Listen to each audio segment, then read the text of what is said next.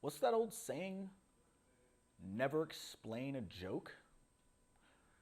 Well, as you go through this lecture, I want you to keep two things in mind as far as comedy. If you learn nothing else, I want you to know that fun is funny. Half the time, it's about maintaining a general levity and enjoyment and a positive response and having fun with this. And often that fun speaks to the reader. There's this attempt at getting that laugh out loud response, and that may not always be the response that you need from the jokes that you are making or from the comedy that you are writing. The other thing I do want you to keep in mind that comedy comes from a place of research and critique more than any other genre that we talked about this far. When I was young, I wanted to be a stand-up comedian.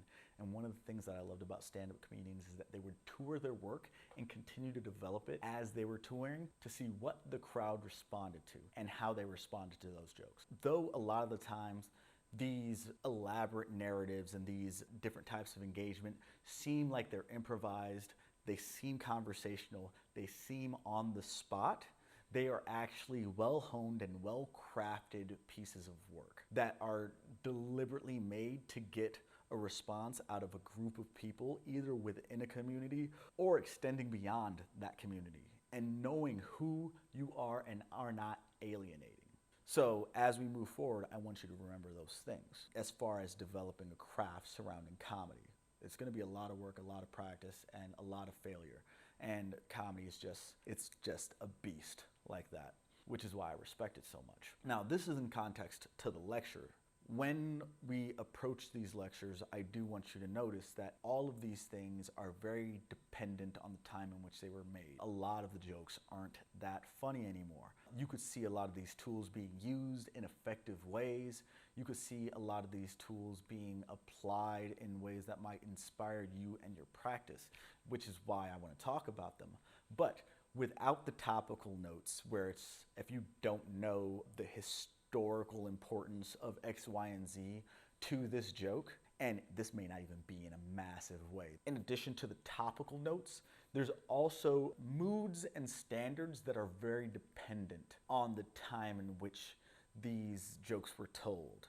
I think that's actually one of the difficult things about maintaining a career in comedy, and not just being topical, but also having the vocabulary and knowing the behaviors that different generations respond to, and that often changes the way people react to it.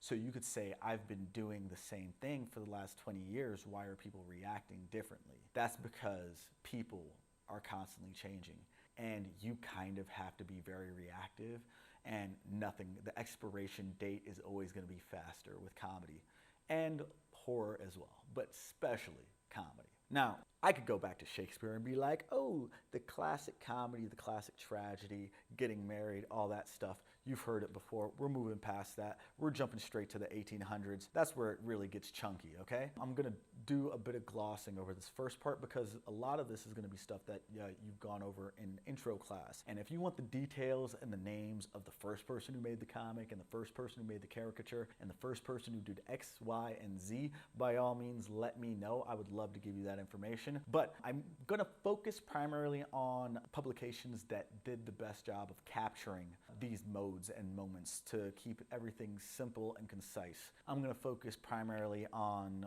3 publications. That's going to be Puck Magazine, that's going to be Mad Magazine, and it's going to be National Lampoon / the Harvard Lampoon, because these are majorly influential comics publications or humor publications that utilized comics in the most effective ways at their specific times. We're going to start off at Puck. So Puck Magazine was founded in 1877 by artist Joseph Kepler and printer Joseph Schwarzman. This publication came out at a really fascinating time, and it was super influential. If you look at a lot of the work, this is around the time when they started really locking in many of those comic tropes that we still see used today. This was coming out before strips were really popularized, but it utilized strips within the context of that time. There are things that are present in there, like the 3-beat system, but then also there are things that aren't really present at that time, like the panel. And a lot of that stuff came in early 1900s. Puck magazine came out at a time where comics and cartoons were used primarily as political tools. One thing that Puck magazine did that was really interesting was focus in on a lot of societal norms and make jokes about the way people act on a day-to-day basis. This was a new direction to take cartoons because at that time, cartoons were primarily focused in on major political events. They would feature in newspapers. They would be single panel cartoons that would do a gag about a politician or someone who was influential. In this context, they took that premise and they reformatted it in a way that was reflective of other European magazines that used cartoons in these broader formats. This was really impressive to a lot of people because of the approach to coloring, because the high quality of cartoon work, and this was the first national publication. Now we're going to touch on this because it's really interesting. The Harvard Lampoon actually existed in 1876, a year prior to Puck, but it existed on the campus of Harvard. So there are other publications, but Puck was the first major publication in America to capture this new approach to humor and also effectively used comics. I mean, interesting note, the term comic wasn't even popularized until 1890. But Puck was also an extremely politically influential publication at the time and was likely really something that captured the imaginations of a lot of the readers and influenced a lot of the politics. Puck magazine lasted for 41 years. It went from 1877 to 1918. Now, just to put this into context with the other forms of comedy that were existing, Charlie Chaplin's first film, Making a Living, came out in 1914. Buster Keaton's first movie came out in 1917, a year before Puck was gone. As far as developing a tone, a sense of humor, this was at a time when there was no television, there was no film. All of these things were brand new. And the only reason why Puck ended up dying out is because in 1914, World War I started. This affected the company's ability to print and to economically function, and they ended up having to sell Puck magazine to William Randolph Hearst in 1917. The following year, he folded the entire magazine, took the staff, and had them all working for the New York Journal in comic strips. Now, if that name sounds familiar, William Randolph Hearst is, in fact, the newspaper owner who had the deep rivalry with the New York World over the Yellow Kid. William Randolph Hearst was also the millionaire that Citizen Kane was based off. So during this period of time, there were several tools that were really kind of developed, whether it be through magazines like Puck or through comic strips. Those tools that really helped solidify a modern definition of comedy as a whole often revolved around notions of exaggeration. So you had the caricature, which was often based in this exaggeration of physical features of a celebrity or some type of famous person. This caricature would soon lend itself to the general design of cartoons as a whole, as well as the presentation of the grotesque as a form of humor. So this was often used with politicians as they associated the body size with gluttony and wealth, which brings me to personification. There was this other element that was really interesting, and some people have mixed feelings about adding a label to a character to identify who they are, but there would be a presentation of a physical body as a metaphor for an idea.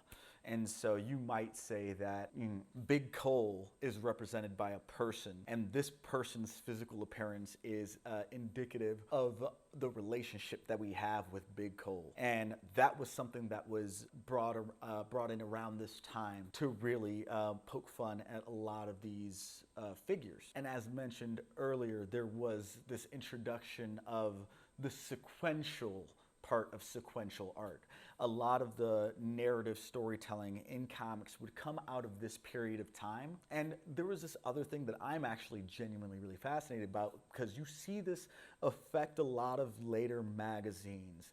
And this was something that I actually I caught on to with the Yellow Kid, which is the overly busy composition with inside jokes and gags intertwined and interwoven into the backgrounds. This approach to humor is a very unique approach that comics have that were later really used in really effective ways that I want to touch on.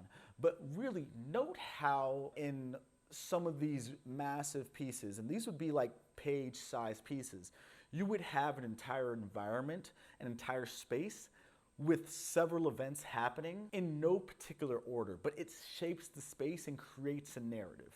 This becomes a tool that becomes really effective, especially once we get to the post-World War II era of comics, where they start really overwhelming us with the caricatures, the grotesque, and the hyper-detailed multi-narrative panel. This is something that is also very unique to the comics medium. This is not something that's super effectively done in film, in writing, in anything else, because of the way that one is able to control the pacing of their own reading experience. Being able to stop on a panel and analyze a single panel and understand what's going on becomes a really unique approach to comedy in comics. As I mentioned, Puck fell around the time that World War I began. So they collapsed in 1918, got folded into the New York Journal. But I think there is an interesting thing that this says about comedy. And this degree of influence that they had for the 40 years prior to their collapse in politics, as well as the cartoons that were present in the New York Journal and the New York World and different other publications that used editorial comics.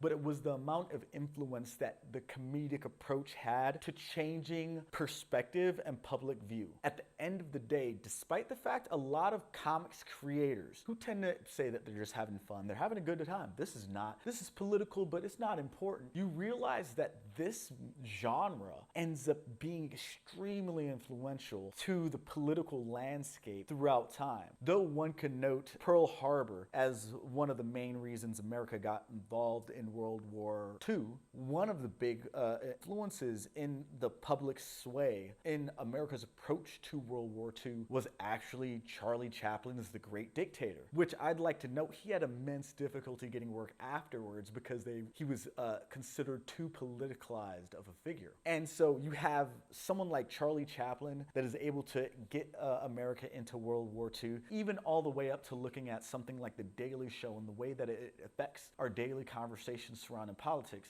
Comedy tends to be one of the big swayers of public opinion in terms of capturing ideas and creating very concise and articulate arguments through this humor visual medium. Often because of its passive nature, because of its ability to dismiss its messages as based in absurdity is the reason why it's able to get away with so much. But also it's the reason why it's able to have people so viscerally frustrated with it throughout history, whether it be through Robert Crumb or even modern day political cartoons. Now, one thing that I wanted to touch on, and I want to focus on a specific artist, is Rube Goldberg.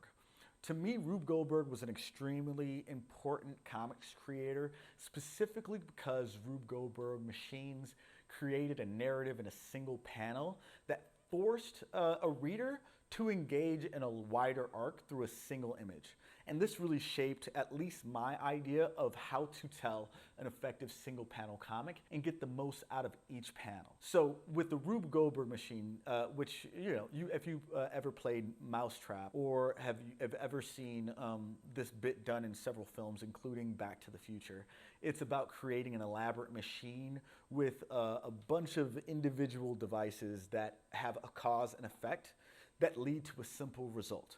So how to make toast with a Rube Goldberg machine. is something someone might use. But through this single panel comic, you could actually see a series of events occurring, and all of those things are happening in the imagination. And the interesting thing is that this allows for the writer to control a punchline, which is really difficult to do in a single panel. One of the things that a joke can accomplish in physical time is it does a build up and then it delivers a punchline, or it does it undercuts a narrative and then jumps up with a punchline. It does a lot of interesting things, but in a single panel it was always difficult to manage timing, because timing ends up being really important in comedy outside of the medium of comics. So, you know, in films and theater, timing is essential. In a Rube Goldberg joke, timing is essential, but the creator is creating time within a single image and controlling the moment in which the reader comes to a conclusion and the information that they need to get there. It actually functions in a very mathematical way. 1 plus 1. And you know exactly, if you were to write out 1 plus 1 equals 2, you know the line, if you didn't put the 2 in, when the person would reach a conclusion. And so if it was 1 plus 1 equals 5, that is the way that single panel comic works. You know where the reader is as they're looking at that image and deconstructing that information. And you know chronologically how they're going to approach it. And so you could undercut the conclusion in a single image. That is one of my favorite tricks in comics. I love it when people do that. You know, as I said before, comedy as a genre just kind of blew up in the past 100 or so years, 150 years. And comics had such a massive part to do with that. But once film came into play, once TV came into play, there were a lot of competitors. And so there is something that occurred that really changed the landscape of comedy. And this would end up really affecting the way that comics were read and made. This was silent film, animation, and the minstrel show. And so the silent film really captured creating humor without sound. You might have music playing, someone playing a piano, they have the music, and then the film goes on as the piano player kind of goes at it. But you have Charlie Chaplin and Buster Keaton who are approaching comedy from a heavy slapstick standpoint. And so a lot of the elements of comedies are steeped in the visual gag, in the pratfall, in the avoiding of danger. There are a lot of elaborate stunts that end up really influencing future comics. Also animation. This is kind of a place where minstrel shows and film were very influential in the style of animation as they approached some of the visual gags and elements that would create that new medium. And so you had the physical humor, the kicks in the butts, you have the use of violence, or really kind of like these insane set pieces and scenarios that would end up leading to the direction that people found funny. So classically, the banana peel would come out of this space. In addition to that, you would have things like the minstrel show. Now, the minstrel show was really interesting because that's where a lot of the racism took place. Well, correction, back up, rewind. As far as entertainment and comedy, racism played a huge part of that. See, me saying a lot of where racism took place was in comedy implies that racism wasn't happening anywhere else. But comedy actually was using the use of blackface and of racial stereotypes as a way of dehumanizing a specific character and allowing for them to be the butt of a joke. There's a lot of conversations surrounding the notion of, can something be funny without a victim? Now, this is something that I think you're going to have to kind of figure out yourself. Aaron Sorkin says that he refuses to write comedy that is based in the humor of criticizing another person's aesthetics, what they look like. What you do is you make comedy about, you make fun of the way people think. Conan O'Brien leans heavily on self-deprecation.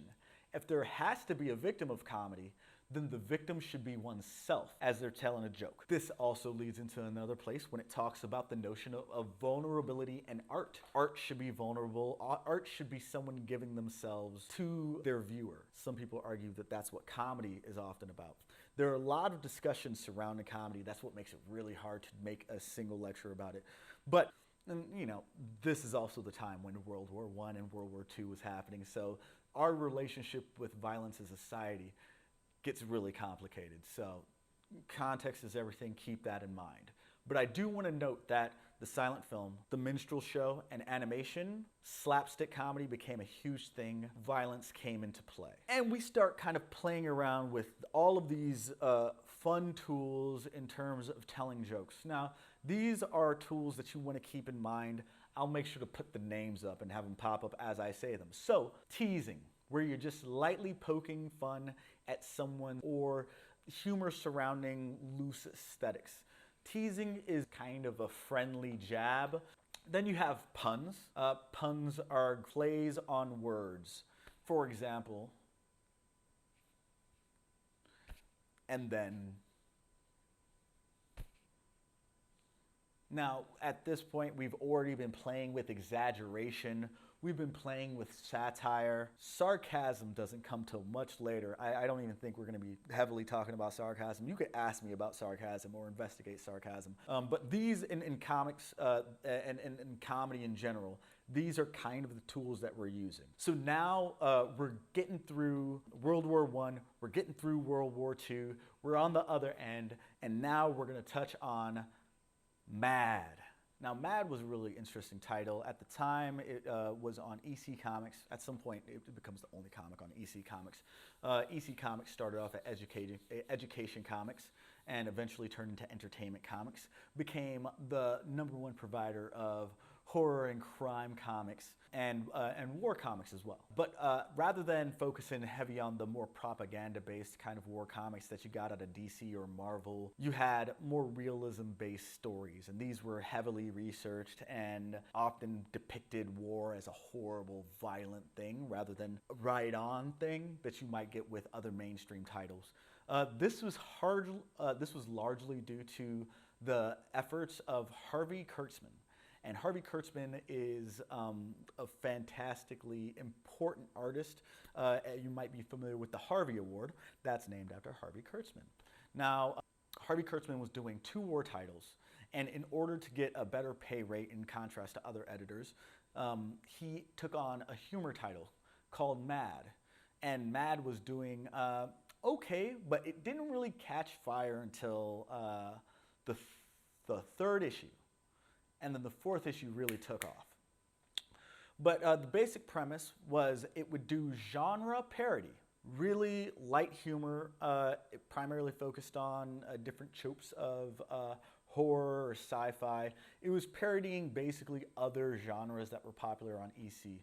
They didn't really do great until the issue in which they did Super Duper Man, which was written by Wally Wood and illustrated by Wally Wood. Which was directly commenting on a lot of the copyright issues having to do with Superman and Captain Marvel, also now known as Shazam. And they were the only publication that were really given the dirty details and making light of this really intense situation, and them things just kind of flew off the shelf. And so Mad ended up really leaning into that. Rather than focusing on making fun of genre tropes, they began to focus on very specific events. They became almost exclusively focused on satire. Now, Mad initially came out in 1952, and it was around issue 27 that they ended up changing to magazine format. The reason why they did this, and this is going to come up, and I hate dwelling on this because it comes up so much, was because of Seduction of the Innocent. Dr. Fred Wortham came out with a book identifying comics as being the source of all ill will in youth and youth corruption and teen violence. And there's a massive trial, and the courts basically are ready to start censoring comics.